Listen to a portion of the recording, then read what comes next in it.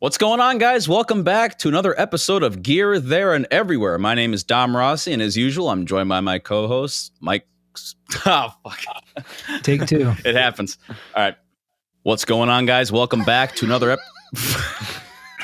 This is great. I love it. I tried to sneak one in. Didn't work too well for you, did it? All right. Tonight, we bring you a very special guest, Bernie Hamburger. Building his first guitar in 1983, Bernie is a veteran luthier with over 40 years of experience behind him. Bernie boasts an impressive resume of clients, including Carl Perkins, Mike Campbell, Bruce Dickinson, Howard Leese, and most famously, George Harrison. And who I must say builds some of the prettiest looking guitars I have ever seen. Thank you. Appreciate Bernie, that. welcome to the show. My pleasure. Hello, guys. I'm happy to be here. I was telling Bernie in the pre-show, Bernie's responsible for not just my favorite Beatles guitar solo, but my favorite Beatles guitar riff, too. So thank you very much, Bernie. That was your guitar. Yes. Well, thank you. But George is the one who laid those tracks, not me. But thank you for the compliment of the tone and timbre of my instrument. I appreciate that. Not many people can say that their guitar was used on the last Beatles song of all time, right? That's pretty cool. It is, and it boggles my mind till this day. It's like, what the heck, you know? I mean, say John, Paul, and George, they could grab anything they want by any manufacturer they want, but if, as we all five of us know, all they wanted to use for years were their Rickies, their Gretches, and their Hofners, and all that kind of stuff, and then eventually the Casinos, the SG. You guys probably know a little more about that than I do, as far if I'm leaving anything out, but. And then out of the blue comes me, Hamburg guitar. What the hell, you know? And so I feel very fortunate in that regard. Well, before we get into all that, Bernie, if you want to just give a brief rundown of who you are, what you do, for people that may not really know your thing. Again, I'm Bernie Hamburger, and I call my guitars Hamburg guitar with just one G, Hamburguytar. And let's go to chapter 1, verse 1 of this Bible, or whatever you want to call it. Please. I was 13, watching at home in New York City, in the Bronx. The Beatles were going to be on Ed Sullivan. Okay, Ed Sullivan comes on, and like the rest of us at that time, our minds were like blown, right? Just blown. And I thought to my father was a musician. He was an accordionist, and at that age, I had a small accordion, a kid-size accordion, because he wanted me to learn how to play accordion. So when I saw that, I said, Daddy, I want a guitar. So he was very gracious. He says, sure. And my parents were very supportive because they liked the Beatles too. And so he got me a guitar. And he says, I'm going to get you lessons. I go, okay. After 3 weeks, with 4 or 5 lessons, the teacher calls my father and says, we're not teaching Bernie anymore. We're not giving him any more lessons. My father says, why not? Well, because Bernie's showing me how to play Beatles songs. I had an ear. And, you know, that's why I have a bunch of YouTube videos showing how people play George Harrison solos and all that stuff. So I was able to learn how to play that stuff. And then I told my parents, you know, because the Ed Sullivan show, that was on for 3 weeks in a row, 3 Sundays in a row. After the 3rd Sunday, I told my parents, I said, I don't know what it takes, but I got to meet these guys someday. You know, I got to do it. And I want to be in the band and all that other stuff, you know. And lo and behold, I got to meet a couple of the Beatles. And, but anyhow, now my father got me a guitar. Let's back up a minute. Okay. And it didn't play very good. It was one of those Tiesco Del Rey guitars. You know, and I got into my father's toolbox. I started making adjustments, and I was successful at making it play better, played nice. My friend had a Fender Telecaster. He said, Bernie, your guitar plays better than my Telecaster. I go, well, yeah, whatever. So then one thing led to another. I became a guitar technician. And then I thought, you know what? I got nothing to lose but the cost of the wood and the parts. Let me just try building a guitar from scratch. Not buying a neck or a body like a lot of people do. No, I made everything. And turned out successful. And that guitar, believe it or not, wound up in the hands of Andy Summers of the Police in 1983. I was pretty proud of that. I thought, wow, I guess I might know what I'm doing here. And then a month later, I showed a guitar to Bruce Dickinson of Iron Maiden. He liked it. He took it. So on and on and on. And then, fast forward, I got to show some guitars to Howard Leese of Heart. He's got like 7 of my guitars. And he's in Bad Company. He plays for Paul Rogers in Bad Company as well. I made one for Ann Wilson, Ronnie Laticro from a heavy metal band in Norway called TNT. My stuff's out there, And then one day, a friend of mine in Michigan, because I lived in Michigan, I didn't just stay in New York. And he said, Bernie, well, he was a mutual friend. He was a friend of Carl Perkins. He said, Bernie, I'm going to London. There's an event over there called the 20th anniversary of the opening of the first Hard Rock, which was the one in London. And I go, hey, that's cool. Yeah, he goes, yeah. I asked him, when you going? He goes, I think next week or something. I go, cool. And then he said, I think George Harrison's supposed to be there. And right away, my ears lifted up like when you whistle at a Cocker Spaniel and their ears go, wait, what? So I said, are you fucking kidding me? He goes, no. I said, can I come along? He goes, yeah, sure. So what I did, I thought, what am I going to do? I'm going to grab a couple of guitars, which I did. This, at that time, was my brochure. Okay? And the lower left, that's the actual green guitar right there. That is love. Yeah, there it is. This one right here, that's baby blue. See that? That's the red one. Well, why is it blue in the picture? I used it for a long time, messed up the paint job. I just repainted it, decided to go with the dark metallic red. So those are the 2 guitars I took over to London with me. I got introduced to Carl Perkins, which was like mind-boggling in itself, right? And I said to Carl, Carl, I got a guitar I'd like to show you. I showed him the green Telly. He goes, man, this is really nice. I says, Carl, for all you've done in the music world and history, that guitar is yours. I'd like you to have it. He goes, oh, wow, thank you so much. And I said, by the way, Carl, I have another guitar here.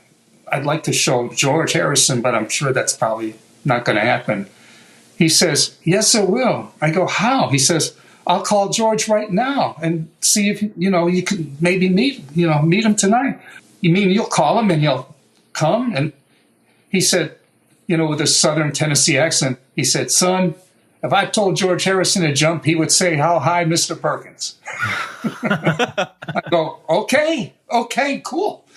So he calls George, and I could even hear George on the phone talking. He says, I got this guy named Bernie Hamburger. You got to meet him. He makes a pretty sweet guitar. He's got a couple of guitars here, And then George, he gets off the phone, and then Carl says to me, Bernie, can you be at my hotel room tonight at 8 o'clock?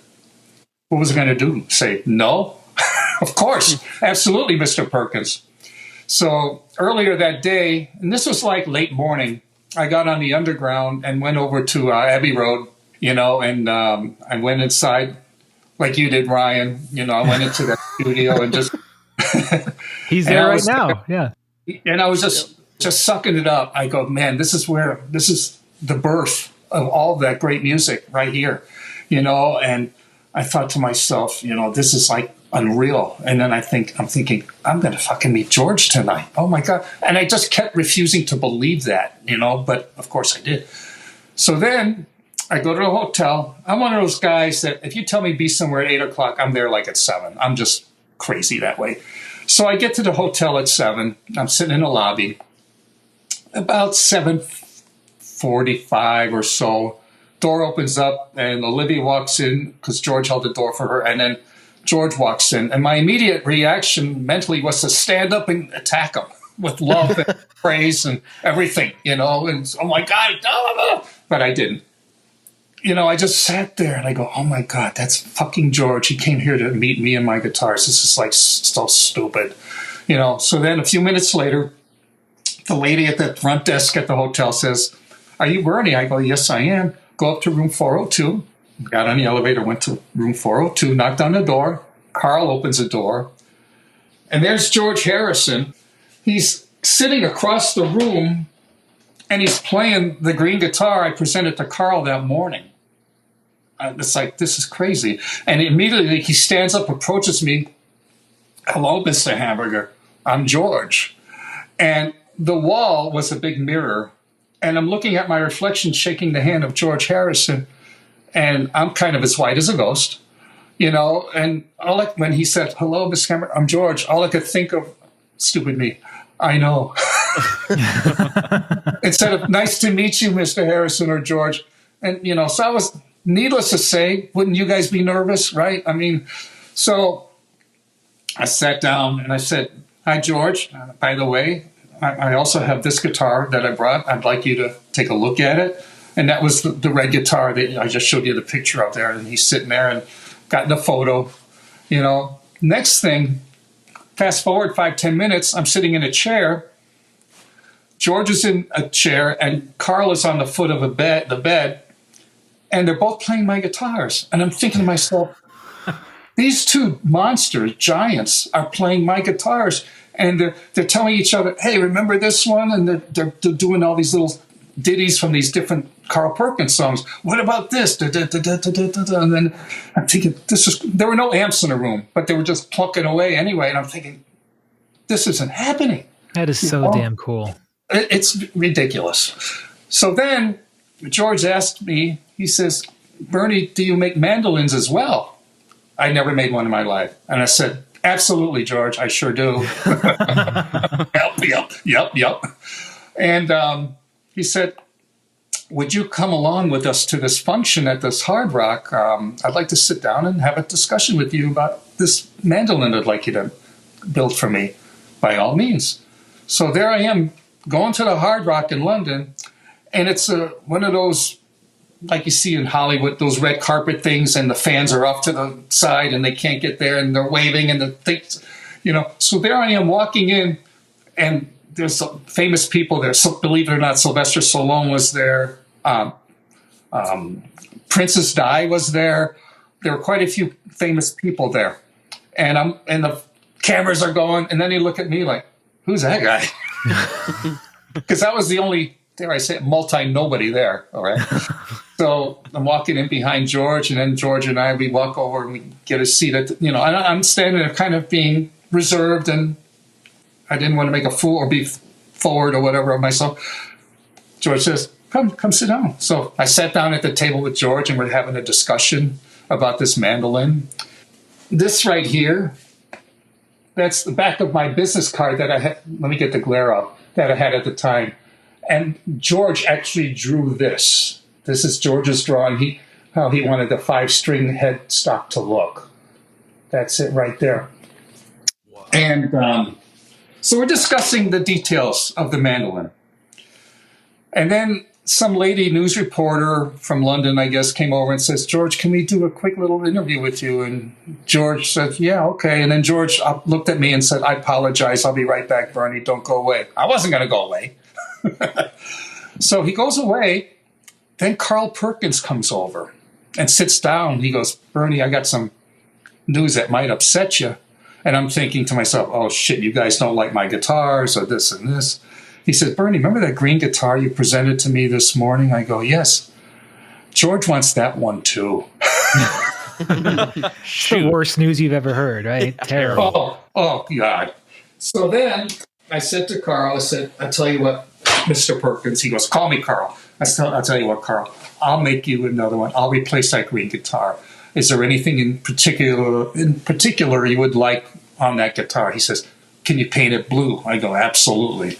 So here's a picture of Carl a year later with the blue-shaped guitar that I made for him. I had a question about that mandolin. You said it was a 5-string? Because usually they're 8, right? And that's what he asked for. Let me... So would like one of them be doubled, but the other 3 wouldn't, or? Well, he called it a mandolin. It was two, he asked me how he wanted it tuned. It was GC, GC, GC. And I found that to be kind of weird. The reason he's looking off to his left, he was conversing with my wife at the time. We were in that hotel room in New York. That's another great story. Oh my God. He commissioned me to build this mandolin for him. And that took place when we met. That was June 18th of 1992, Paul's birthday. How weird. And so immediately, I'm on the plane flying back home from England, and I'm thinking, you know what? If this plane crashes, I don't care. I lived the biggest thing I could possibly live in my life, meeting with George and him loving my work, and of course, Carl Perkins. So anyway, couple of months or so go by. George Harrison calls me. I wasn't home. I came home. I saw, I got some messages. Let me hear what it is. And, hello, Bernie. This is George. Paused. Harrison. Like, tell me. I'm just checking in. How's, how things going? How's the wife? What's going on? How's the mandolin coming along? Blah, blah, blah. So I was pissed because I missed the call. But anyhow, I did get back with him. And he asked me, he says, Bernie, I'm going to be in New York in October for this Bob Dylan tribute concert at Madison Square Garden. But I said, I'll tell you what, George, I'm going to fly to, because I was in Michigan at the time. I'm going to fly to New York, and I'm going to deliver this mandolin to you while you're in New York. He says, oh, that is wonderful. I appreciate it. I go, no problem. So my wife and I, we get to the hotel at the Sheraton on Times Square, and I had a guitar case company in Brooklyn custom build a case for this mandolin because, of course, a case never existed for this thing. So I brought the mandolin to New York in like a makeshift wooden kind of case that I made just to transport it to New York. Get to New York, get to the hotel. I told my wife, Diane, I got to go to Brooklyn. I took the train to Brooklyn. I grew up in New York, so I knew all the subways. Took the train to Brooklyn and to get the case, came back, and Diane says, George called 3 times and you weren't here. Oh, my God. Oh, man. So I said, well, he'll call back again. So 10 minutes later, the phone rang, and it was George. Hello, Bernie. Is it okay if you and the missus could come by and bring the mandolin? Or would that put a dent in your schedule? He asked me. Yeah, we're busy watching Jeopardy. No, I'm not coming. So anyway, hung up the phone, approached the hotel where he was. I forgot which hotel it was. And there was a big crowd assembled outside, obviously, because a bunch of people, crazies like us, knew George, a Beatle was there, a bunch of people holding album covers and pictures, blah, blah, blah. All of a sudden, this one guy in a baseball cap comes up to me and says, are you Bernie? Yeah, I'm Bernie. He goes, come with me. I'm George's his bodyguard. I go, great. So we shuffle our way through the crowd, go up the elevator to his room. My knees are already buckling. I'm nervous. And my wife says the common sense thing. She says, Bernie, he puts his pants on one leg at a time, just like you. Calm down. I go, Diane, I've met a lot of rock stars. I can't calm down. This is a Beatle. A lot of rock stars, I don't care. They're people. But the Beatles, they're whatever. It's different. It's different, man. Completely. It's different. And we go in, and George springs up and says, hello, Bernie. He gives me a great big hug and everything. He was such a sweet, warm guy. And he was excited. He looked at the mandolin. He goes, this is really nice. He says, this is better than I expected. This is so pretty. And he's commenting, oh, I love the sunburst and blah, blah, blah. I go, well, thank you, George. That means a lot to me, And he's plucking away on it a little bit, like in the photo I showed you. And then he asked my wife and I, would you guys like to attend this function, this concert tonight, and be my guests? I go, we'd be honored. So we went, and we got to sit in the VIP section. In fact, we sat right by Nora Jones, who was a very little young girl back then, Rabbi Shankar's family, and some other friends of George. We sat in that section. It was a VIP section. What is your life, man? I want this experience. It's crazy. I want it to happen all over again, of course. But anyway, and we were in a separate area there in the arena, and we even had our own private concession stand or whatever you want to call it. My wife, this is way before the show started, and I told my wife I'm going to go get us a couple of sodas or something. So I walk up to the concession stand, and who walks up behind me in line? Geraldo Rivera and Tom Cruise. It's a power couple. Yeah. I'm sure you guys saw the videos of him doing Absolutely Sweet Marie and If Not For You. When he gets done with his performance and he's looking straight out and waving to all the crowd, and if you look at the video, then he looks over like this and then waves again. Well, he was waving to my wife and I and those few people that were sitting there with us. And then when he walked off the stage. Wow. And that's when I thought, the night is over. It's done. That's it. I'm not ever going to hear from George again, right? That's really funny because I was just listening to my back pages from that concert not 2 hours ago, where like Clapton takes a verse, Neil Young takes a verse, Tom Petty takes a verse, Dylan takes a. I can't believe you were there, man. I was at that show. It was just ridiculous. Okay, and then so the show's over. You know, I'm 5'6", but when I walked out of there, I was 10 feet high. I was like, this is crazy. So we get outside Madison Square Garden. We hail a cab back to our hotel. And then no fucking way could I go to sleep. Come on. So, and this is like around 1 or 2 a.m.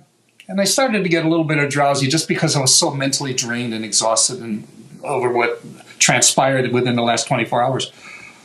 Diane and I, we lay down in our bed, we fall asleep, and the phone rings in our hotel room, and we got panicked because my wife's mother thought it was her calling because something happened at home because she was watching the kids, right?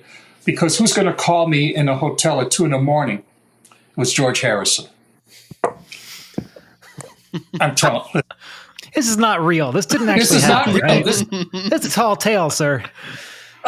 So anyhow, first of all, the phone was on that nightstand on my wife's side of the bed. So she answers the phone and she goes, "Hello, Mom?" "No, this is George." "Oh, hi. Oh, yeah. He's asking her if she had a good time and everything at the show tonight. And then here's Bernie. "Bernie, I just want to make sure you and your wife enjoyed the show. Was it okay? You know?" And he goes, and he said the weirdest thing. He says, "How was the mix?" I said, "The mix was good." You know? He said, I told him, I said, "George, you sounded wonderful. And the songs you picked were just amazing. You sang them great, blah, blah, blah." And then he's starting to talk about different things. Then he brings up different subjects. He's talking about gear. And he's talking about different artists. The guy who influenced him to play uke or something. Formby, is that his name? George Formby, yeah. Yes. He was talking to me about him and all these other people that influenced him when he was a boy. And, this was like 2 a.m. It's like going on 3:30 and we're still on a phone. It was crazy, just crazy. And we're talking like we've known each other forever, which obviously we didn't. And it took me to another place. This is the real example of the gift that we were talking about before the show, of his capacity for friendship, too. I was talking to Bernie about how George collected so many friends over the years, you know, Bob Dylan, Eric Clapton. And at the concert for George, there were hundreds of people who claimed he was their best friend. And I'm not sure you could say the same for Paul or John. Like, I'm not sure if they even had a best friend. But George clearly had that talent and used that with you right away. Yeah, he had a gift. Absolutely, he did. He really did. And it was just amazing. And then we go fast forward a little bit more. I said, "George, I have another guitar I want to send to you. It's a 9-string. You might have seen it on my site or whatever." Wow. But the way the 9-string worked on this was the low E, A, and D have the octaves like a 12-string. But the G and high E and B I left singular. So when you play a chord, the only thing you're not getting is that octave high G on the G string. Other than that, it still sounds pretty much like a 12 because the E and B are tuned in unison anyway. But I did that so if you're playing solos, you could still bend your high 3 strings for solos, but yet when you're strumming, you got the benefit of like a 12-string guitar. Mm. And George kind of thought that was kind of cool, you know. I don't know whatever became of the guitar. I'm sure Danny has it, but you know, he never used it for anything anyway that I know of. But that was pretty cool. And then he sends me a card. Let me pull that out. Look what he writes on there. "Sir Bernie Hamburger, Lost Wages, Nevada." He did have a sense of humor. And then he gave me this beautiful card. It says, "Bernie, the guitar for my friend looks beautiful." I'll get into that. "Well done!" Exclamation point. "The 9-string is something else. As yet, I haven't plugged it in, but I get the drift. Cool!" Exclamation point. "Love to you and Diane. Thanks again for all your work. Love, George." Oh gosh. Wow. It's so funny. You so rarely see his handwriting, but it definitely looks like it is. his. But that's definitely it. Yeah. That is so cool. So anyhow, that friend is okay. George calls me up one day and says, "Bernie, I'd like you to make a guitar, but I want to present it to a friend of mine." I said, "Sure, George. What do you want? Whatever you want, I'll do. Make it a telly, like the green one, similar, but maybe like a sunburst of some sort." I go, "Sure." And then he said, "On the headstock, I'd like you to put the initials P.A." I thought, okay, done. It'll be, and it's not my place to say, "Well, who's P.A.?" None of my business, maybe. He wants to present this guitar to a friend. No worries. So I make the guitar. I get it to him. And then years go by. And then, and of course, this is after we lost George in 2001. There's a magazine called Guitar Aficionado. You guys familiar with that? Of course. Sure. It's not like Guitar Player or Guitar World or any of that. And a bunch of guys from a guitar center here in Vegas called me up and said, "Bernie, you're mentioned in this Guitar Aficionado magazine." I go, "What the hell are you talking about?" So I raced down there and I grabbed it. And I come to find out it's this guy. PA stands for Paul Allen. You guys know who Paul Allen was? Of course, yes. Founded well, I'm glad you do. A lot of people don't know. Yeah. Microsoft, him and Bill Gates. Yeah. Right. So there's a picture here. He's holding the Hendrix guitar from Woodstock, and some Esquire, and that's Brownie Clapton's guitar, and next to that is the Hamburger guitar, the Telecaster. One of your builds casually sitting next to Brownie. Yeah, like it's like what? It says here, 1953 Esquire, Eric Clapton's Brownie, Bernie Hamburger custom made for George Harrison in parentheses guitar, and a Gretsch 6125. And then, of course, I read the article, and it says right here, George Harrison also made a noteworthy impression with a custom guitar by Luthier Bernie Hamburger, one of the former Beatles' favorite builders. Wow. That's right in here.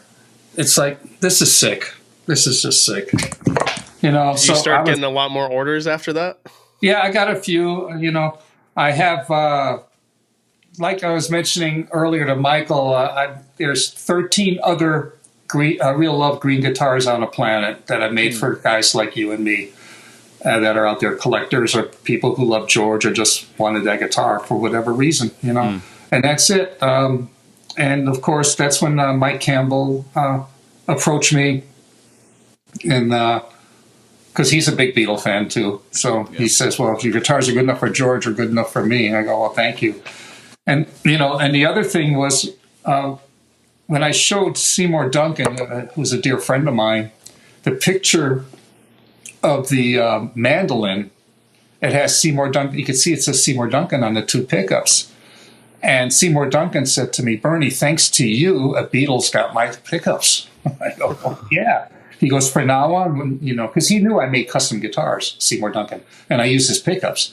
He says, "For now on, if you want something special, I'm going to hand wind whatever pickups, however you want them wound, just as a thank you because you had George using my pickups," which I did also on the Real Love guitar and on the Red guitar as well. I'm just champing at the bit to get some nerdy details, like what were the pickups, like what was the pickup winding, like the wood. I just want to know everything. Okay, it was a mahogany body with a flame maple book match cap on top. The back of the neck was a maple neck, and the front of the neck was a separate maple fretboard. Okay, and the pickups. The neck pickup was what Seymour Duncan called a cool rail, and the bridge pickup was a hot rail. Okay, and a three-way switch, one knob, the volume, and a mini switch to split the two pickups into to coil tap them. That's it. Not a lot of hidden weird-ass secrets or rumors or whatever. That's it. That's the guitar in full detail. But you made it really well. Clearly, the quality of the build is important. Thank you. And George said so too, which made me feel good. Well, this I kind of wanted to go into because obviously Beatles Anthology came out. Yeah. None of that footage was out yet. Correct. So by the time those songs came out, you hear them on the radio. Oh, sounds really good. Yeah. The footage comes out. You see George playing your guitar on Real Love. Exploded. Yeah. I effing exploded. We were in the living room watching. I was with my son at that time, and I saw that. That's George Harrison holding my green guitar. I jumped up, I grabbed my son, I threw him up, and I'm like, oh my God. Wouldn't you? Of course we would, And, because I knew it was on the track, but I didn't know that it would be featured in a video. Like, see, there he is. He's actually playing my guitar. So you knew he played it on the song. Yeah, how'd you know it was on the track? Didn't he call you at some point, Bernie? Yes, this is great.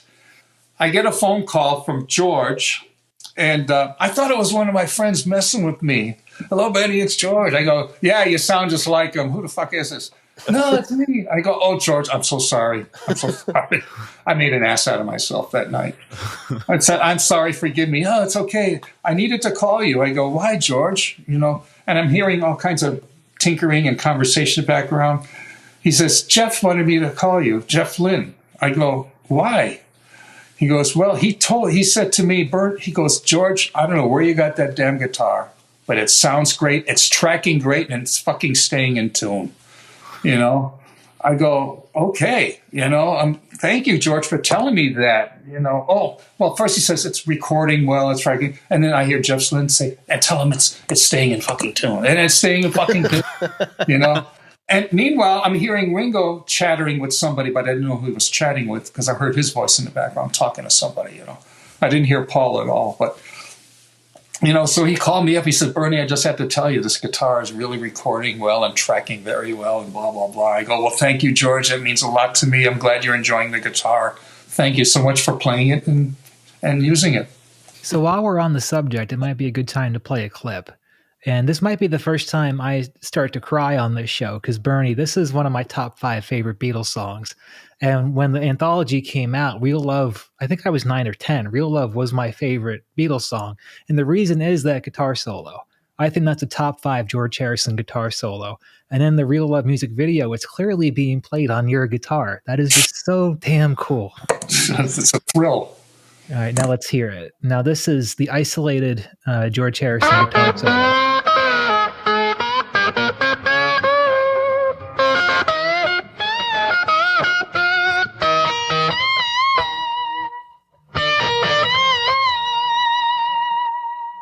That's enough to make you cry. It's unbelievable. It's unbelievable. Yeah. Almost sounds like there's like an octave thing happening, doesn't it? I was going to mention that. Yeah, this might be the only Beatles song ever with an octave pedal. Yeah. Right. Maybe like a Digitech whammy. I'll play it one more time real quick just so we can all hear.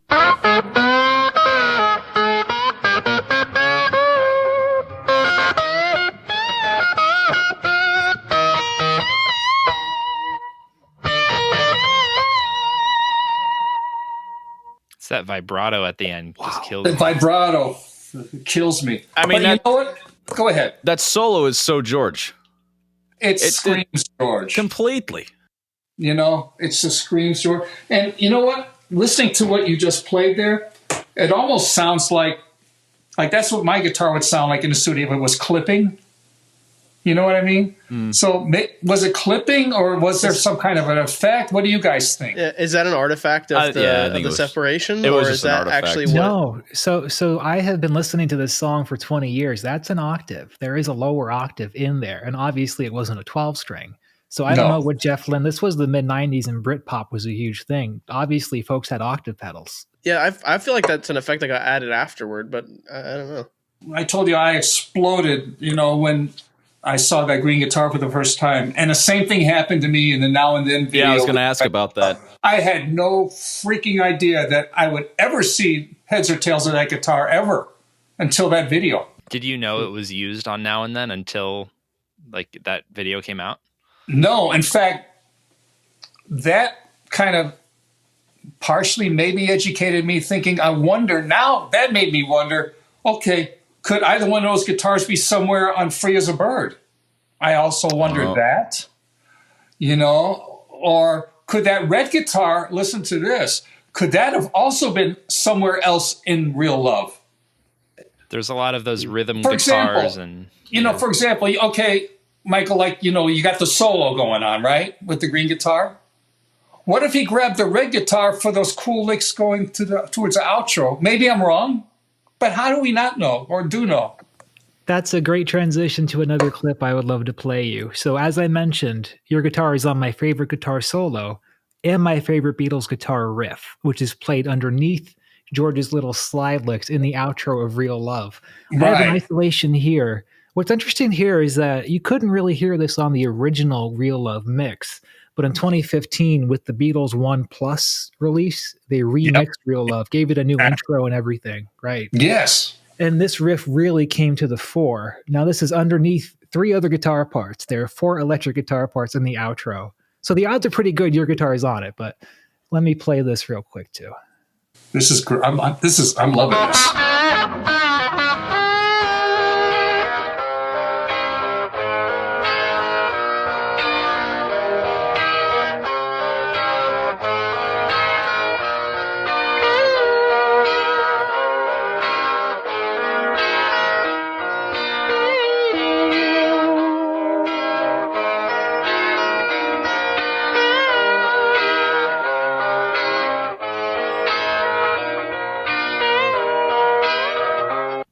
Just unreal. I mean, come on. Goosebumps. You guys are killing me. So real quick, just go back to what we were just saying about the octaves. This might be a dumb question, but is it possible it's that 9-string guitar? Because that's literally the same type of thing, right? It's the octaves on the lower strings. Ryan, I'd love to know, but how can we ever know? But we'll have to try to recreate it and see if we can recreate that effect naturally. There's like 14 It's weird that hours. It goes in and out. There's 14 hours worth of footage, and we've only seen 5 minutes of it. Well, that clip I'm in waiting the music for video, more footage to come out. It'll happen. Well, there are 15 hours, yeah. In the music video, you can see it matches up exactly to what's on the record. So I'm pretty sure that is him with the guitar that's used on the performance. Actually recording it, yeah. Yeah. And he's in the control room, which could mean it was a direct thing that they juiced with the console, or maybe the amp was in the other room. It's hard to say. They did have those AC30s, which is possible for now and then. The red guitar was plugged into an AC30. I don't know what you think, Bernie. Well, Alan Rogan. You guys know who Alan Rogan was? Yes. Used to be guitar tech for, he was also a good friend of mine. He used to be guitar tech for George, and of later, Pete Townsend. Okay. Sadly, we lost Alan. He was the sweetest guy you'd ever want to. Did any of you ever get a chance to meet Alan or talk to him? Oh, my gosh. Never. Anyway. But he told me, because I asked him, Alan, what did George use for an amplifier on those in the anthology in Real Love? And Alan Rogan told me a Silverface twin reverb. Oh. Okay. And as we all know, he also had that on a rooftop, right?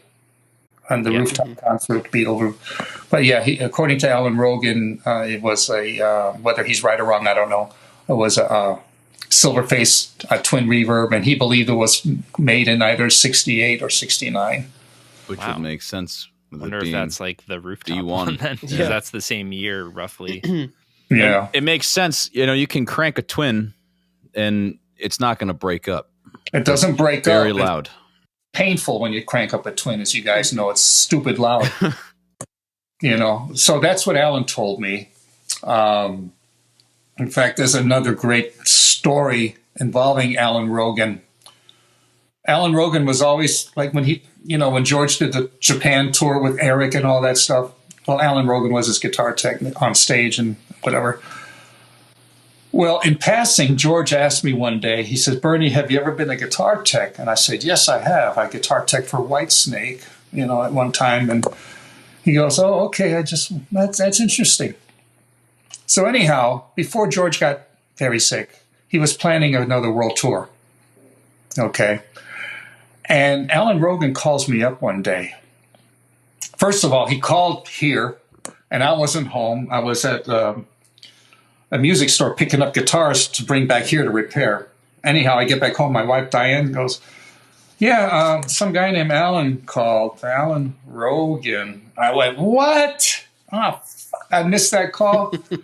So he said, no, he left a number for you to call him back. So I called him back. And, hi, Alan. Hi, Bernie. I go, what's going on? He goes, well, George is gone. We all know that. But there's something you need to know. There's a couple of things you need to know. First of all, as you know, George had many, many instruments, all put away in storage, with the exceptions of the ones you made him. He says your guitars, till the day he died, were always on a guitar stand, plugged in to an amp nearby, and that's the only guitars he played of his last few years of life. Now, also, he goes, here's something I'm upset at you about, and then he kind of giggled. He goes, but not really. I'm not upset at you at all, Bernie. I love you. Well, this is the first tour George was going to go on where my name wasn't on the itinerary. For guitar technician and personal assistant, your name was on the itinerary. Whew. Oh, man. Wow. And that killed me. When would this have been? I forgot when that would have been. I'm guessing, well, we lost him in 2001 in November, so that might have been planned for maybe in 2000 or 99 or something. Yeah. Who knows? Man, for sure. But isn't that wild? That's crazy. And this is every Beatles fan's dream, and you lived it. This is unbelievable. I would have traveled with George Harrison. What the fuck? Were you in touch with George in his last few years? The last time George and I spoke was in 2000 when I told him, the guitar with the letters PA is ready for you, George, to deliver to your friend. And the reason he wanted that guitar for Paul Allen was as a return favor, or thank you for a favor Paul Allen provided to George regarding the internet and helping George Harrison with creating an internet thing or something. Yeah, it was I think it was. That wasn't the Yahoo. The Yahoo forum. I don't know. I don't know what was that or Apple, not computer Apple, but Beatle Apple something. Yeah. Might have been that. Well, Bernie, what is so fascinating to me about what you just said, Alan said that he kept your guitars out, and his last album, Brainwashed, I know he was working on throughout the 90s. So it's very possible those guitars are all over that album. It's hard to say because there's not a lot of info, but I would put money on it. Yeah, there's a good chance since he only played my guitars, since he had my guitars. And again, is that 5-string mandolin on a recording somewhere? Yeah. Or the 9-string, or the red guitar again, or the green guitar again. Who the heck knows? And I wish I had Danny Harrison's personal email or number. I would love to ask him, but I have no way of getting too. We would love to have Danny on. Yeah. It'd be amazing to get Danny on. Yeah, think of the stories he has, Oh, absolutely. That's his dad, or Olivia, Yeah. Bernie, real quick, I think the odds are pretty good, not to backtrack, that your guitar is on Free as a Bird, because the guitar part on Now and Then, Sam and I have both kind of analyzed it for our own little covers. It's very similar to the rhythm guitar part on Free as a Bird, and I do have a clip. This is the isolated lead guitar on Now and Then, George's part. Yeah. And I think I might speak for Sam here, but I've gotten a ton of comments that said, this should have been louder in the Beatles mix. This is a great guitar part. Yeah. And this is your guitar. Lay it on me. Lay it on me.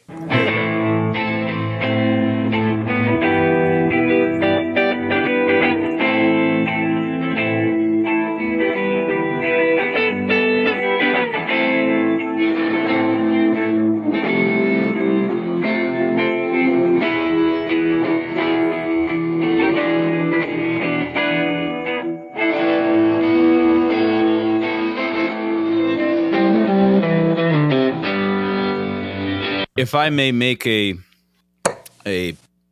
observation going off what you said, Mike. Now that red guitar was a Strat style, single humbucker in the bridge position, single coil above it, correct? That is correct. The guitar fills and Free as a Bird pretty much line up with the tonality of a Stratocaster style guitar in the middle pickup position. So does the little riffs in Now and Then, but he switches to the neck pickup. That's very clearly a single coil guitar. Yeah. And the way that he plays it is very similar on the two songs. So that riff on Now and Then is like...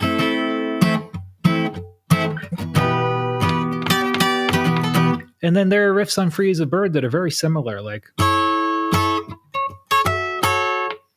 the style is the same, the tone is similar. So I think you can probably assume it was there somewhere. I just desperately hope before I wind up in a coffin, I want to know. Peter Jackson, save us, man. You know what? I bet you if we bugged him enough, I bet you he would make a petition and get the rest of that footage. 15 hours worth of stuff. There's got to be something else there. That's got to be. Give it to me. So Bernie, what was the reaction when the music video came out at the end of 2023 and your guitar is in the first 10 seconds of the last Beatles songs music video? Yeah. I exploded. I mean, emotionally and physically. I mean, I went, oh my God.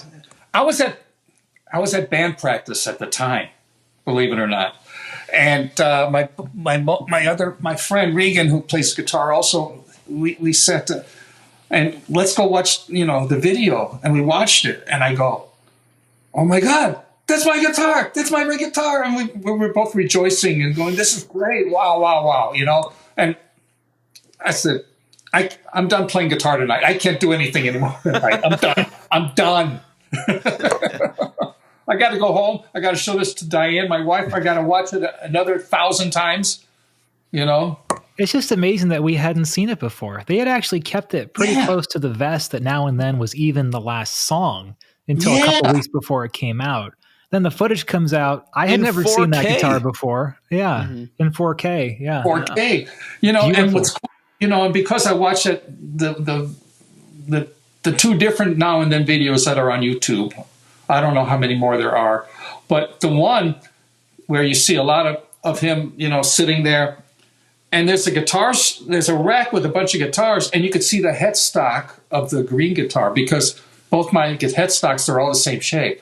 Okay, I go, well, good. Both of my guitars are right there within his reach. And I thought, this is great. I didn't see the headstock of the 9-string. That doesn't mean it wasn't there, but I didn't see it.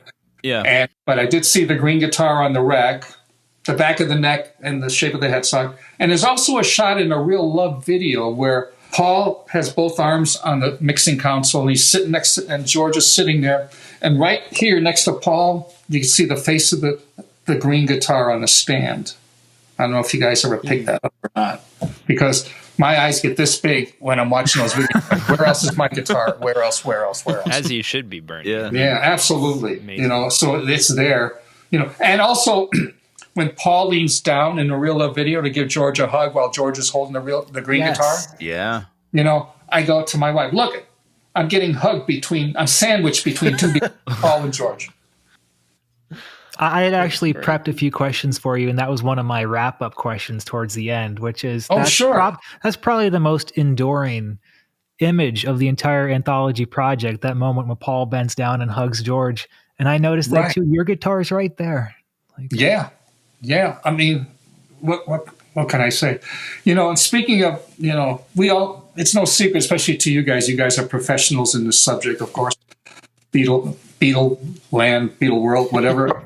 Anyway, George wasn't really in love with Paul near the end of the Beatles before they broke up, of course, because Paul kept dissing him. And, I love in that Let It Be thing. I could play it this way, or not. I'll play, whatever you want me to play. Or I won't play at all if you don't want me to play. Whatever it is that will please you, I'll do it.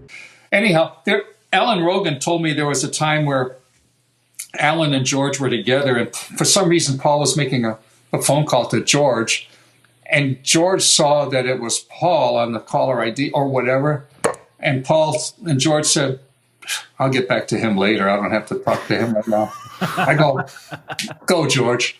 You know? Yeah. Meanwhile, he's calling you at 2 a.m. wanting to talk. Right. That's the hierarchy. Bernie, Paul McCartney. Much love. Yeah, I'll take it. But I thought that was pretty interesting. That he kind of dissed Paul, and and you guys already know what I'm going to say. Okay, he was getting dissed by the big two-headed monster, Lennon McCartney, for a lot of periods of time, and they break up. They all do solo albums, and which solo album is the most successful? George's. Things Must Pass. Yeah. Yeah. What are the two most requested Beatles songs on the Abbey Road album? Here Comes the Sun and Something. The most requested song of all is Here Comes the Sun. I seen that not long ago on Spotify. So it's like Spotify. It's like George went, Paul. Yeah. And you did get to meet Paul, though, you were saying. Oh, yeah, absolutely. And how did that come about? I met Paul a year before I met George when he was on the Flowers in the Dirt tour at Cleveland's Municipal Stadium. How that came about, my wife worked in the airline industry, and she was a good friend of a flight attendant who was Paul McCartney's guitar tech's girlfriend. And my wife told the flight attendant told my wife, I guess I understand Bernie's a big Beatle fan. Would you guys like to meet Paul? Duh. Of course we'd like to meet Paul. So I went to Cleveland. I'm there. My wife and I are on stage, and we're hanging out with Linda McCartney. Isn't that crazy? And the band's waiting and sound check, and they're waiting for Paul. Paul comes up the stairs, surrounded by these two enormous monster bodyguards, right? And they point at me, and they say, he's got to go. Who's that? And the guitar tech, his name was Keith Smith at that time, that guitar tech. He says, no, he's cool. He's going to show a guitar to Paul. So now Paul goes over to the piano, and they're doing sound check. And Paul's singing, and he's looking at me and Diane. You know how Paul's like this. And he's singing to us, Lady Madonna, but looking right at us. We're on stage with him. And I'm thinking, Diane, he's singing to us. This is Paul McCartney singing Beatles songs to us. This is crazy. So then when he walks over, I said, Paul, I have a guitar I'd like to present to you. And I presented it to him, and and I got a picture. Did you purposely make the left-handed guitar for Paul? Yes, I did. Purposely. Yes, I did, sir. How much notice did you have before this concert to go make that guitar? I had like 2 months notice. It's not a long time to build a guitar. No, it's not. And the T-shirt I'm wearing, it says the Buck Beats, and it's like the Beatles looking like the four Buck Beats, which was a Little Rascals character. Yeah. So I thought that was kind of goofy. And this was before you met George. A year before, yeah. This was in August of 91. I met George in June of 92. Right before, yeah. So Paul was the first Beatle I met. And what happened was, and then we're at the concert. And after the concert, I go backstage, and the guitar tech, Keith Smith, says, Bernie, I'm sorry, Paul decided he didn't want to accept the guitar. I go, okay, great. Thank you.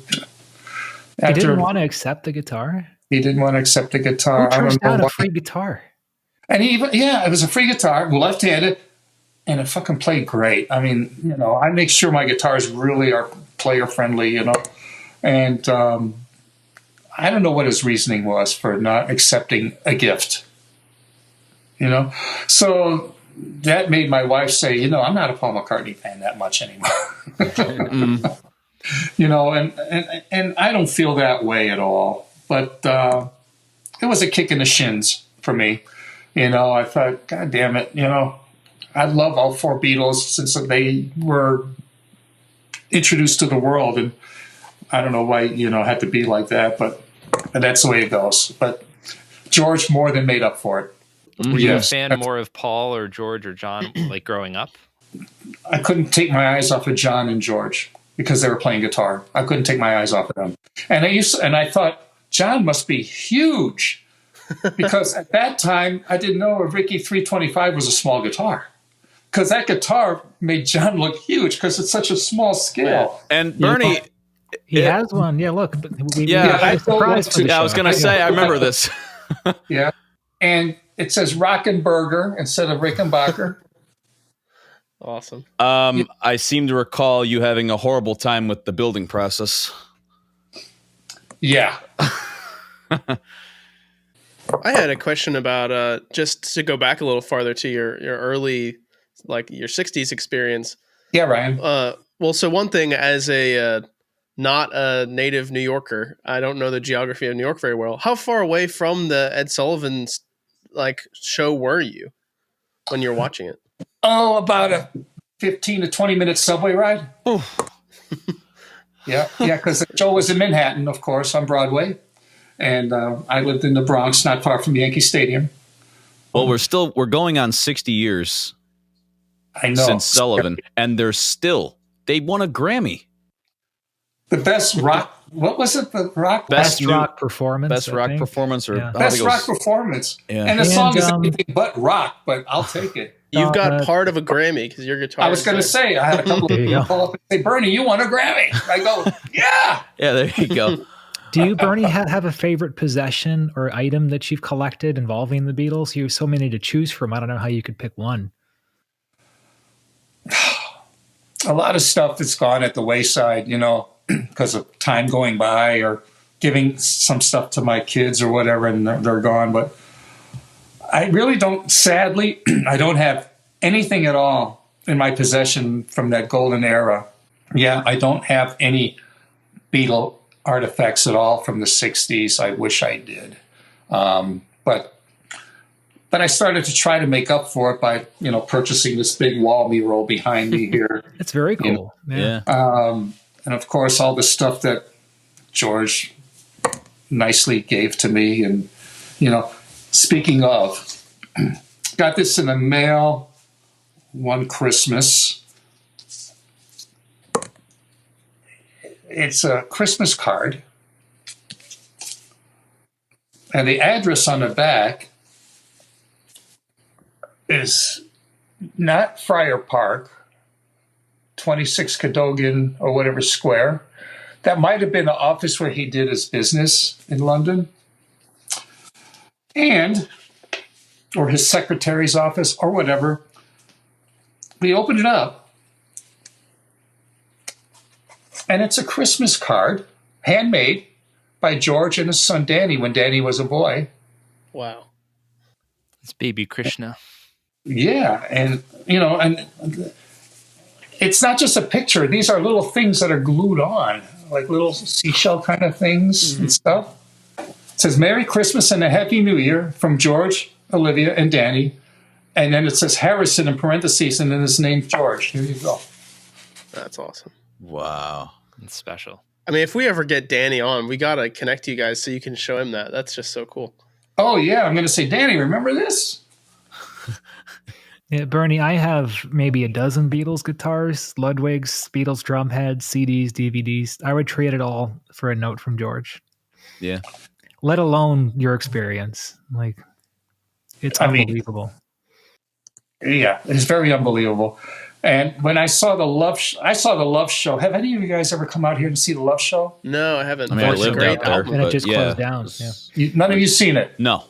You're all fired. Fake fans. Well, let me tell you. I've seen the show 16 times. Sadly, it's gone. The show's been discontinued. And the first year anniversary, which I believe was in 2007, a friend of mine and I, we went to the show, and we got VIP party passes. So after the show was over, we got to hang out in the room with Paul and his band and a bunch of people. And we got to sit in the theater and watch the show. And of course, there a few rows down, a section or two over, there's Paul, there's Ringo, and there's Yoko, and they're sitting there, and Danny Harrison. And it was surreal to hear that music in that big show and see all the antics that are going on. And then they're some of the guys that made this happen, And, Paul and Ringo, sometimes you'd see them going like this and going like that. And and Ringo going like this. And, it was really cool, really cool. And that happened again at the 10-year mark anniversary. And what was really cool, when the show was done, the Love show's done, they took the stage, which was in the middle of a round room. It was a round thing.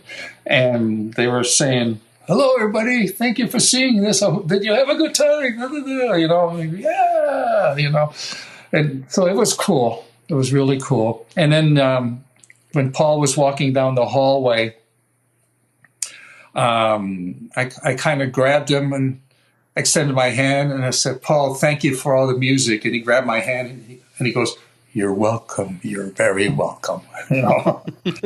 Just before I forget, what happened to the guitar that you tried to give Paul? Do you still have it? No, I don't. There was a friendly gentleman back east. Sadly, I don't remember his name, but he was just a local guy, and he was a lefty. And I showed it to him, and he liked the guitar. And I said, "You want to buy it?" And he bought it. The guitar and him are happily ever after. I'm happy it's in the hands of somebody that does appreciate it. He said, "By the way, Paul held this for a few years." Oh, yeah. Well, yeah, I gave him a photo cool. of Paul holding the guitar, and he really was thrilled about that. That's still really cool. It would be cool to include that, Dom, you've met Bernie in person, right? Maybe we could just talk about that for a second. And talk about how you guys know each other. Well, again, it was just more so I was in this show on the Strip called Beatles Show. Where is this you're talking about? Las Vegas. Okay. Was it at that theater, Saks Theater, or no? Yeah. Right? Yeah. Okay. And this was during the pandemic, so nothing really ever came of it, but for some reason I was moved out there. Won't get into that, but yeah, you were the guy that worked on all of our gear. So we drive in and but it was kind of funny because the bass player was always like, "Yeah, we're at the top of his list." So you had things done, and Yeah, I'm known for good work and quick turnaround. Yeah, and it was, but again, it wasn't a whole lot to it, Brian. What was the name of that theater, Dom? Oh, that was it was on the Miracle Mile. Yeah, at Planet Hollywood, right? At Planet Hollywood, yeah. Yeah, and was Mickey the manager of that? Yeah. Okay. Yeah, and one night you weren't on the bill that night, on the show that night, but I got a call 2 hours before showtime, and he's all frantic. "Bernie, I need you got to be George Harrison tonight." I go, "The show's in 2 hours. I didn't rehearse. I didn't do any of that, And luckily, I do have the black Beatles suit. So I did go down there with that suit, the Ed Sullivan suit or whatever. I went down there. I'm getting the set list. He's telling me these are the songs we're doing, blah, blah, blah, blah, blah. But I got to tell you guys, the hardest thing I had to do that night was take these off and do the show without these. George Harrison did not wear these. Yeah. So my vision was blurry. The stage lighting wasn't great. But how I pulled it off, I'll never know, but I did. Now you know how John Lennon felt at Ed Sullivan. Exactly, Sam. Exactly. Dom, you're like 23, right? Yeah, I was like 18, 19 when this all... You were even more of a baby than you are now. I love that. Yeah, it was, Crazy. Yeah. But that, speaking of, Beatle tribute bands and stuff, I've been friends with the guys in 1964, the tribute, since they started up. Great guys. Great guys. Oh. Sad that we lost Gary Grimes. He was a sweetheart of a fellow. And a great Paul McCartney. Great Paul McCartney. Oh, he was a killer Paul McCartney. One of the best. Well, we had Mark Benson on during the summer. I watched it. I watched your Mark Benson. Fantastic. And, again, it's great. Hearing all these stories that you've read about. Same with you, Bernie. It's like, wow, it's really cool. I even, Mark Benson, Jimmy Poe, and I were like the same age within a year or two or whatever, 72 or whatever. And it's funny, I told Mark, you realize you're 72, 50 years older than what John was on the Ed Sullivan Show, and yet you guys are still doing it. Congratulations. This is freaking great, I'd be remiss if I didn't ask, did George ever talk to you about what he liked in guitar, the specs, types of picks or strings? Or Well, he did tell me back in the day, he used a manufacturer by the name of Black Diamond guitar strings. You guys ever hear of those? Mm-hmm. Yeah, and they were flat wound strings. And then he used, when I met him, you know, he asked me what gauge, because on both of the green guitar and the red guitar, what gauge, you know, they were 9 through 42s. Oh, wow. Pretty thin. Okay. Very light. That's what I put on there. And George did say to the effect, he goes, this feels right, or this feels good, or whatever. I forgot exactly the wording. So that kind of makes me wonder, maybe he did use 9s. Obviously, they used heavier gauge strings back in the 60s, because light gauge wasn't a common popular thing back in 63, 4, 5, or whatever. You know, they were always like heavier gauge, you know. So, Sam, I think he was happy with the 9s. In terms of the like the mandolin, though, did he ever mention, like, you know, any requests or anything about? He didn't have a request of the gauge of strings, but because of the tuning he desired, I kind of knew what gauge would suffice the best for that octave and that note. So that's what I went with. I did ask him, you know, any idea how you'd like it designed, and he drew a picture of the headstock. And he says, and I said, as far as the body goes, he said, you know, he could make it look like a Fender whatever. That's kind of the words he used, a Fender whatever. You know, I go, okay. So it does kind of look Fendery. And for the fret scaling and fret location, I was in Seattle. I went to Seattle. I went to Howard Leese's house because he has one of those original Fender electric mandolins. You guys ever see pictures of those from back in the 60s? They had those. Oh, I thought of earlier when you showed us the picture, I thought of the Vox Mando guitar thing that's on the Beach Boys' Wouldn't It Be Nice at the intro. Right. I thought of that kind of thing. But I think I do know what you're talking about. Yeah. Fender made it. It had one pickup on a slant. It looked like a pickup. It had a cover on it like a Music Master, Fender Music Master. Yeah. Mustang. And Howard Leese happened to have one in his possession, and I borrowed it and took all the specs because I wanted the saddle location to be correct, obviously, and the fret locations to be correct, obviously. You know, so he said, and George said, just make it look like a Fender something, you know, and it turned out okay. And I went with the pickups. I went with were like a rail, kind of a Duncan pickup, because of I didn't want to go with the typical pickup that showed the pole pieces, because 6 pole pieces on a 5-string, no. So I went with a rail and slanted both of them so that they would look like they should be on there. And I took a hardtail bridge and just kind of chopped off where one of the extra 6-string would have been. And there you go. And I was thrilled about this magazine when it came out, you know, last year in March. You guys probably seen that, right? Well, they interviewed you. Yeah, and, you know, they did a story on me, you know, and it's got those photos in it. That's great. You know, and I like the fact that on the cover right here it says George Harrison, the last Beatle guitar. You know, that made me feel kind of cool, you know.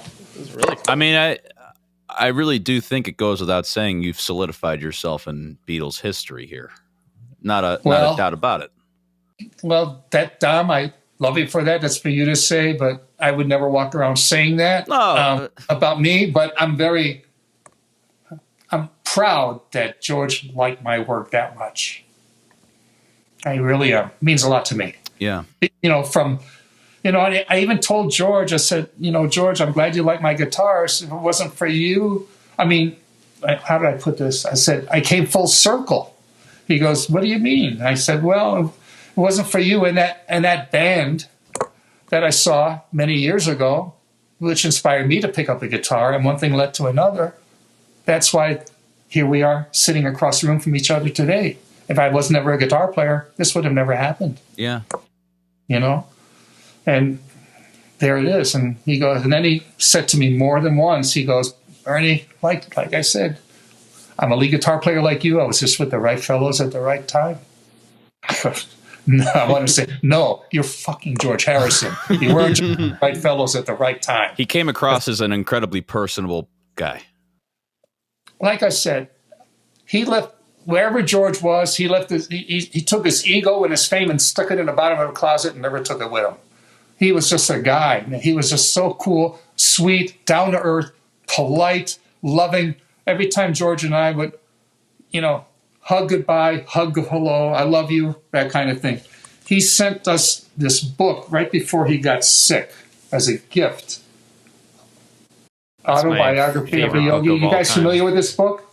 Yeah. He signed on the top of there, Bernie and Diane, love, George. Wow.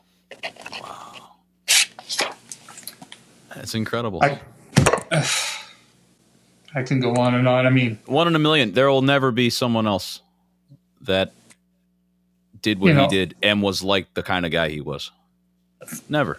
Well said, Dom. Never, ever. Never. And, even though I appreciate every guitar ordered or sold to people, it'll never have the impact that it did with George taking my work, of course. And, and that even goes for guys like Mike Campbell and Tom Petty and all those guys that had my work. Thank you. I'm glad you guys like my work, but you guys aren't the Beatles. Well, like I said, they're kind of on a whole different But tier. like they're in the same spot. They are only doing that because of the Beatles too. Exactly. That's exactly right. And I have a lot of artists coming into my workshop that drop off guitars for me to service and stuff. And, and I show them, I have some pictures and, I have a couple of pictures in my garage that they're just copies of what I just showed you today. And I tell the guys, I like to quiz some of these young guys that are even younger than you, Dom, because you look like you're 5 years old. I'm just kidding, because I'm 72. And I mean that affectionately. But I was going to say, I see these young, teenage guys that are just starting out or whatever. And, and I say, you know who that is? And they go, no. And that pisses me off. Well, yeah. But they don't. Yeah. But, I say, well, that's George Harrison. And then they stick the knife in deeper. Who's George Harrison? Oh, boy. I know. I say, he was in the Beatles. Oh, okay. Oh, I'm not much of a Beatle fan. I go, okay, well, tell me who you are a fan of. And they'll mention a band, whatever. And I'll tell them, I guarantee that band, they're Beatle fans. Well, the Beatles have a partial responsibility for your favorite band to want to play guitar and drums. This was kind of the last subject I wanted to touch on before we kind of wrapped up and did our final thoughts on everything. Okay. The Beatles' influence on contemporary music is without a doubt bigger than anything else. Maybe give or take Bach, Beethoven, Mozart. They are up there with some of the greatest composers in history. They're the Bach and Beethoven of the 20th Absolutely. century. McCartney, my opinion. I mean, again, they've won a Grammy. Yeah. How do you think they'll continue to influence musicians? Do you think as time goes on, there will be less and less of an influence on the Beatles and more of an influence of, say, I don't know. Well, here's my thoughts on that. Okay, this is 2025. I guarantee in 2125, the Beatles will still be on the radio. Yeah. They'll still have some relevancy. Tom Petty and the Heartbreakers won't. Twisted Sister won't. Iron Maiden won't. A lot of artists in 100 years from now, nobody will know their name or who they are or were. Yeah. Okay? But the Beatles, I believe, will resonate for another 1.5 years. Absolutely. Well, I said it before on a previous episode that there's a quote from Brian Epstein from, I think, 65, where he says, I tell you this, the children of 2000 will be listening to the Beatles. And the fact that he said that in 1965 is just crazy. Boy, did he know. But even more so, the interesting thing about this question is that this sort of becomes a much more complicated thing because the whole medium of how we consume music is so radically different. Yes. And there's no like centralized pop charts in the same way. Like they do exist, but like no one's consuming their music from the radio all from the same source. So like everything is so fragmented now. And I mean, you could say what you want about, younger people's attention spans. So like, I don't know that they're they're not pursuing guitars in the same way that they did because of the grand impact of this. So it really remains to be seen if there is a modern equivalent or not, or if this is sort of in some ways the end of an era. Well, it's very interesting, and it's a shame that so many bands, no matter how successful they are, they just don't have that. No. They just don't have that it factor like the Beatles had. Even if the Beatles didn't even do it on purpose. They just were who they were.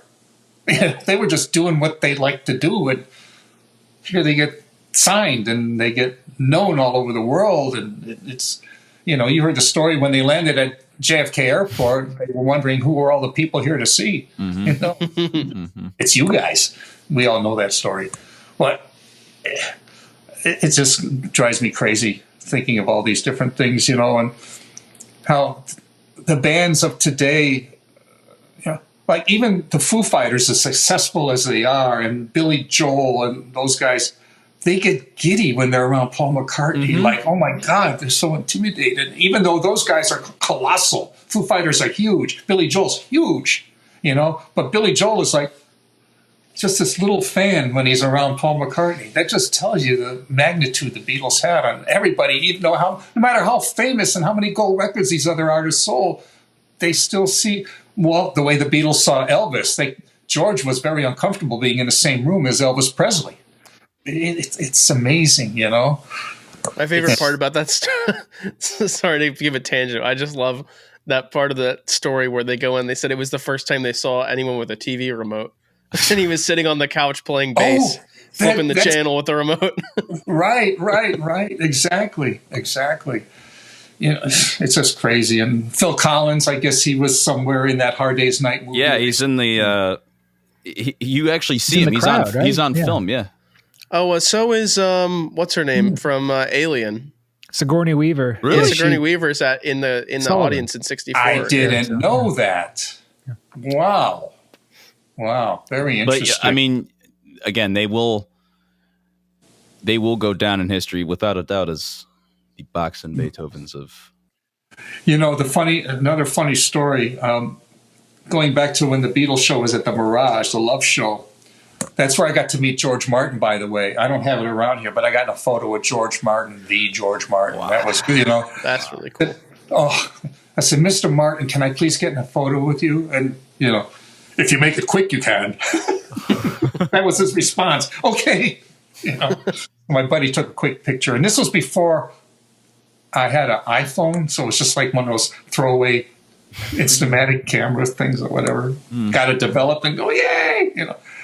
And then when Paul McCartney came out of this area, and I told him, thank you for all the music. You're welcome. He was playing a mandolin of some sort.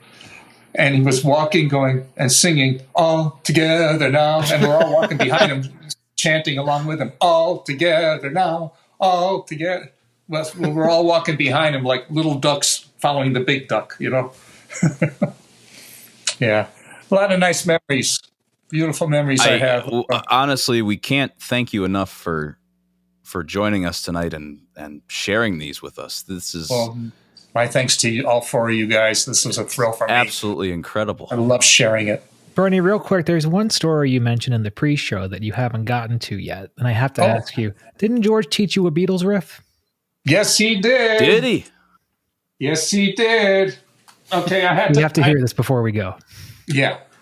When he was holding my guitar, I said, George, this was before YouTube videos and stuff, right? You just have to keep listening to the record. What is that? I said, I Want You on Abbey Road, where you go, da-da-da-da, da-da-da. What is that? He goes to me, he says, this is what I played. And he put his finger on the high E string, first fret, F, high index finger on a G string, B flat, and played the D string open. And he said, that's what I played and how I played it on the record. Isn't that crazy? Unbelievable. Yeah, awesome. There it is, right there. Da, da, da.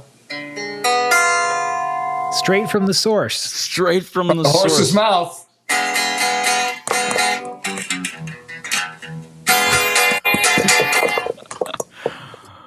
That's an interesting. I didn't know what it was because Michael was playing something different. I was playing the Hendrix chord, right? The sharp the 9, chord, yeah, or the E7 or E9 or whatever the hell. E7 sharp 9, yeah.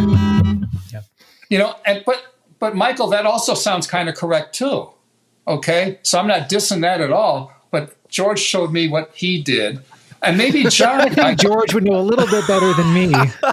Well, needless to say, but my point is the way George said, well, this is what I played. Maybe he was implying maybe John did something different at the same time. You know what I mean? It sounds like it, yeah. Because it's a John song anyway. When you played that chord in the pre-show, I immediately knew that's it. That's the way to do it, not the way I've been doing it. So yeah, it's amazing he remembered. That's what I was going to say. But and then leaving that scene or that situation, I thought, damn it, I should ask him about that opening chord to Hard Day's Night. That seems to be a mystery in the world still. There's always that one question you don't ask, and that's how I feel talking to you right now. I feel like I just have so many questions, and it's just so exciting that, you know, you're part of this story. And I just wanted to say that, you know, Carl Perkins, it's funny that George's guitar hero is how you met George and this all happened. So it does feel even more full circle in that way. Very much so. And again, just to reiterate how George was just a regular guy, he looked at me and said, I'm so nervous standing next to Carl, you know, and George, you're so much bigger in the world than Carl is today, you know, but George never looked at it that way. To George, Carl's the man. Yeah. As you guys know, he went as Carl Harrison, right? Mm-hmm. Yeah. Yeah, I was going to ask if you ever went as George Hamburger. Not yet. Well, this was great. Yeah. You guys are amazing. I'm up for if you guys want to do something again down the road or whatever. Yes. You know how to get hold of me. Absolutely. We'll have you back on. Definitely on the table. Bernie, you said you made 13 green Real Love guitars. Is that right? That is correct. Can you make it 15? And you have quick turnaround, right? Say what? You said you have a quick turnaround, right? Well, making guitars, okay, it takes me about a month to make it. And the painting process, that takes almost as long as building the damn guitar. My birthday's Friday. I was hoping for a free guitar. Michael's getting married this year. He could use a wedding present. Well, there you go. There we go. All right. Thank you, Ryan. And the beauty of it is, you know, most of I hand make my own necks, okay? I make sure when I make those green guitars, I make sure the neck profile is exactly as close as possible to the one George has. That's you guys play guitar. At the end of the day, the neck is the guitar. Yes. Let's face it. Yes, 100%. You guys can grab a guitar that looks awesome. If the neck doesn't feel right to you, you're not going to like to play it, you know? You'll play the ugly one that has a neck that feels great, as an example. You know what I mean? So the neck is the guitar, and that's why, like, when I build a guitar for somebody, if they're willing to fly in or if they're local, I have you in my shop. I shape the neck to your hand while you're in my shop, because everybody has their idea of the ideal neck. We're all different in that regard. All right, Bernie, real quick, do you mind sharing how much your guitars go for these days? They vary. Most guitars, they start at like between $30 and $3,200. If I'm using the flame tops, they're going to go for more, depending on what's on them, the hardware selected. They can go anywhere from there up to like $4,000 or $4,500, or even more if they're acoustic or semi-acoustic. Binding adds to the price of the guitar. They want kind of block inlays instead of dots. That adds to because I do everything by hand with Dremels and fine tools and stuff. And if folks wanted to order one, where could they go about doing that? Well, they could email me. My email is hamburguitar@gmail.com. That's hamburguitar@gmail.com. So if you guys want to have more than 13 of that Real Love guitar in the world, and you want to have one of them, send him an email. Or a 5-string mandolin. Or a 5-string mandolin. Or a 9-string guitar. Oh, you never know. I mean, somebody out there might be interested, and word gets around. I thank you guys for that. Well, Bernie, this was amazing. Thank you so much for joining us. It's amazing for me. I love doing this stuff, guys. I'm here whenever you want me. We'll definitely have you back. Thank you so much. Thank you, guys. It was my pleasure. Cheers and peace. Bye.